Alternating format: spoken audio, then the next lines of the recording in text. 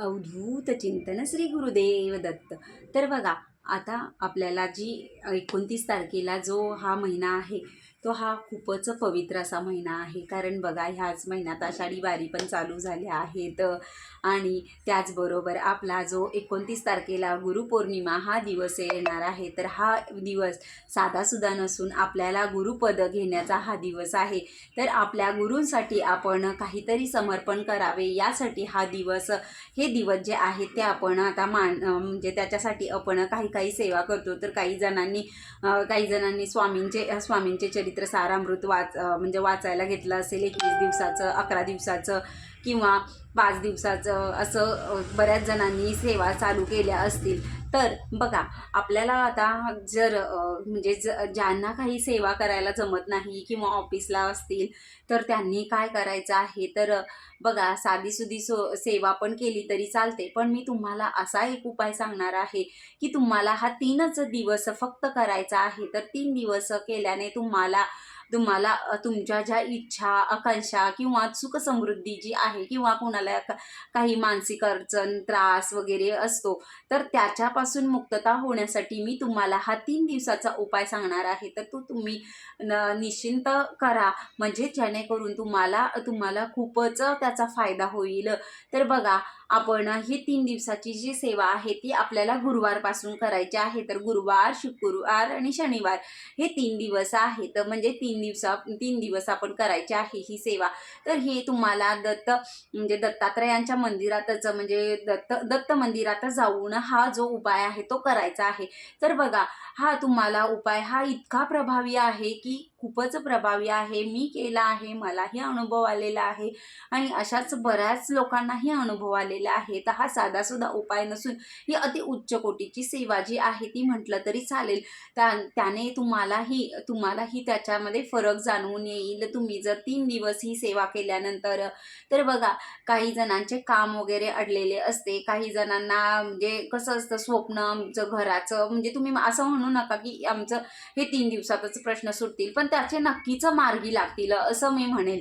तर बघा, तुम्ही ही जी सेवा आहे तर तुम्हाला ही करायची आहे. तर तुम्ही सर्वप्रथम ज्या दिवशी आपण, म्हणजे हा गुरुवारीच हा उपाय चालू करायचा आहे. तर गुरुवारी उपाय चालू केल्यानंतर आपण त्या दिवशी, गुरुवारच्या दिवशी आपण दत्त मंदिरात जाणे आवश्यक आहे. अतिशय महत्त्वाचं म्हणजे तुम्हाला दत्त मंदिरात जाऊन तिथे आपण नमस्कार वगैरे करायचा आहे. आपल्या मनातील जी काही इच्छा आहे ती करायची आहे. पण आपण जाताना एक विशेष वस्तू घेऊन जायची आहे, ती मी तुम्हाला सांगणार आहे. तर बघा, ती विशेष वस्तू म्हणजे काय असणार आहे, तर तुम्हाला पिवळी फुले किंवा पिवळं वस्त्र आपण म्हणजे दत्त महाराजांना ते तिथं अर्पण करायचं आहे. आता तुम्ही म्हणाल की आता कापड द्यायचं म्हणजे काय, आता वस्त्र द्यायचं म्हणजे काय, तर वस्त्र म्हणजे मोठं वगैरे जास्त द्यायचं का, नाही, तसं नाही. तुम्हाला जितके तुमची ऐपत आहे तितकं तुम्ही ते वस्त्र द्या आणि फुले द्या. जर तुम्हाला वस्त्र द्यायला जमत नसेल तर ते पिवळं फुल ही कुठेही मिळेल तुम्हाला. निदान 1-2 रुपयाचा बिना खर्ची मी तुम्हाला उपाय सांगणार आहे. तर तुम्ही नक्की करा आणि हा जो उपाय आहे तो मनापासून आणि श्रद्धेने केला तर तुम्हाला त्यात नक्कीच यश मिळणार आहे. म्हणूनच तुम्ही काय करायचं आहे, पहिल्या दिवशी म्हणजेच आपल्याला 12 ते 12:30 या विशेष कालखंडामध्येच आपल्याला जायचं आहे. ह्या विशेष टायमिंगमध्येच जायचं आहे.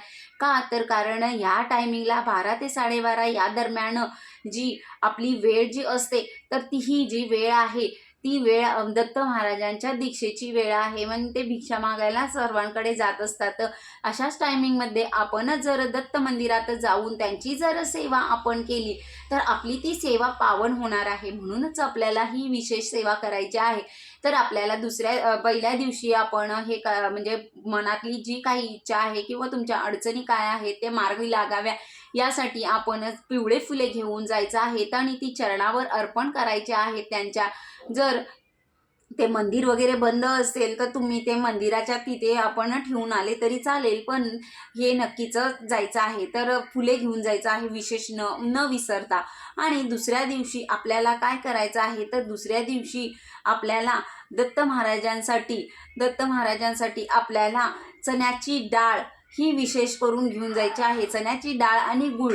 म्हणजे का, तर गुरुवार हा विशेष मानला जातो. म्हणजे गुरुबळ जे असते आपले कुठेतरी कमी पडत असतो. म्हणून तर सांगतात ना, गुरुवारी आपल्याला डाळीचा आणि गुळाचा खडा हा गाईला खाऊ घाला म्हणून असं सांगतात. पण आपण आपण 3 दिवसाची सेवा करत आहोत, तर हा आपल्याला गुरुवार, शुक्रवार आणि शनिवार हे 3 दिवस करायचे आहे. तर तुम्ही पिवळ्या रंगाचा जास्तीत जास्त वापर करायचा आहे या दिवशी. मग तुम्ही काय करायचं आहे, पहिल्या दिवशी आपण पिवळ्या कलरची फुले घेऊन गेलो, दुसऱ्या दिवशी डाळ गूळ घेऊन जायचं आहे आणि तिसऱ्या दिवशी आपल्याला नारळ घेऊन जायचं आहे. तर नारळ घेऊन आपण नारळ आणि त्याचबरोबर आपल्याला पेढे घेऊन जायचे आहेत. आता मी पेढे सांगते, तर तुम्ही पेढे किलोभर घेऊन जावा असं नाही आहे. तुम्ही तुमच्या ऐपतीनुसार तुम्ही कितीही घेऊन जावा, पण विशेष करून ते पिवळ्या कलरचे असावेत, ही एवढंच फक्त असावं माझं म्हणणं आहे. तर तुम्ही काय करायचं आहे, तर ते पेढे घेऊन जायचे आहे, तिथे प्रार्थना करायची आहे आणि ह्या 3 दिवसात तुम्हाला ही टायमिंग विशेष म्हणजे टायमिंग आपल्याला 12 ते 12:30 याच दरम्यान जायचं आहे. इतर टायमिंगला जायचं नाही आहे आपल्याला. त्याच टायमिंगमध्ये आपण, कारण आपल्या इच्छेसाठी आपण आपल्या इच्छापूर्तीसाठी आपण जाणार आहोत. तर तुम्ही ही वेळ जी आहे ती जपून आणि ते व्यवस्थित आपण टायमिंगनुसार पाळून आपण हे जर केलं तर तुम्हाला 3 दिवसामध्येच फरक पडणार आहे. असा बऱ्याच जणांना अनुभव आलेला आहे, मलाही आलेला आहे. तर असाच तुम्हाला कोणी अडचणीत असेल तर त्यालाही हा उपाय सांगा, जेणेकरून त्यालाही त्याच्या म्हणजे अडचणीतून मार्ग निघतील. जर तुम्हाला हे व्हिडिओ आवडला असेल तर लाईक करा, शेअर करा आणि सबस्क्राईब करा. श्री स्वामी समर्थ. जय जय स्वामी समर्थ. बघा ही तुम्हाला 3 दिवसाची सेवा कशी वाटते ती करून बघा आणि नक्कीच कमेंट करून सांगा. श्री स्वामी समर्थ. जय जय स्वामी समर्थ. जी काही झालेली सेवा आहे ते महाराजांच्या चरणी अर्पण करून मी आपल्याशी रजा घेते. श्री स्वामी समर्थ. जय जय स्वामी समर्थ.